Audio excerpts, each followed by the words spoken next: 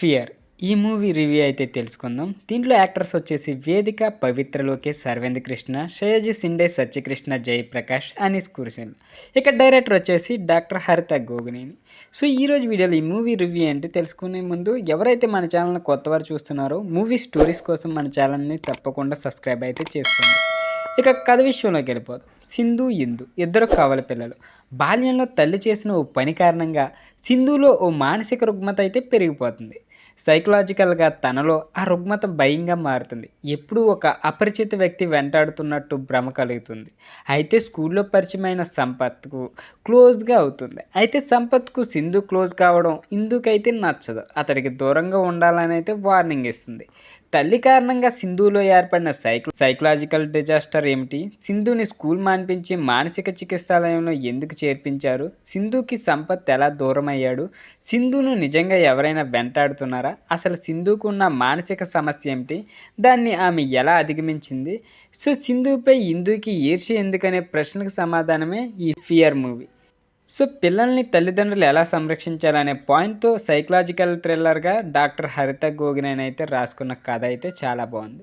ఇక తను రాసుకున్న పాత్రలకు తగినట్టుగా ఎంచుకున్న యాక్టర్లతోనే సినిమాని సక్సెస్ బాట్ పట్టించే ప్రయత్నం చేశారని ఫీలింగ్ కల్పించారు. సింధు, ఇందు పాత్ర కోసం వేదికను ఎంచుకోవడం కథపై ఉన్న దర్శకురాలుగా ఉన్న నమ్మకాన్ని తెలియజేయాలని చేసింది.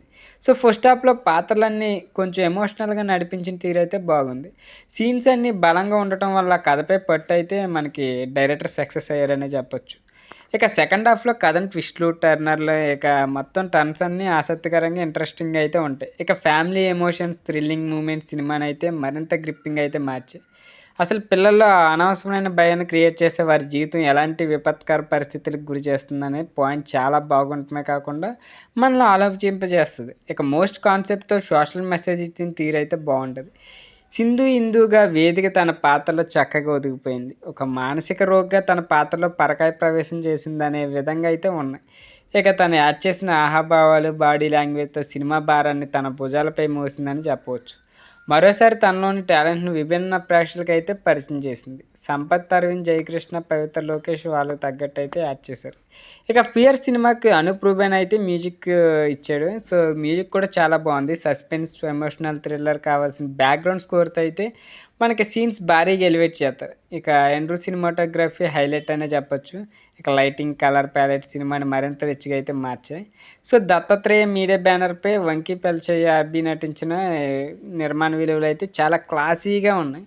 సో ప్రస్తుతం ఈ పోటీ ప్రపంచంలో పిల్లల సంరక్షణ, పేరెంటింగ్ అంశాలను ఆధారంగా చేసుకొని స్కిజోప్రెనియా అనే మానసిక సమస్యతో రూపొందించిన సస్పెన్స్ థ్రిల్లర్ మూవీ ఇది. సో ఈ మూవీయే ఫియర్. సో కథ అయితే చాలా బాగుంటుంది, డీటెయిల్డ్ కూడా బాగానే ఉంటుంది. సో మీకు నచ్చిద్ది అనుకుంటున్నా, చూడండి ఒకసారి. వీడియో నచ్చితే తప్పకుండా లైక్ చేయండి. ఇలాంటి మూవీ స్టోరీస్ కోసం మన ఛానల్ తప్పకుండా సబ్స్క్రైబ్ అయితే చేసుకోండి.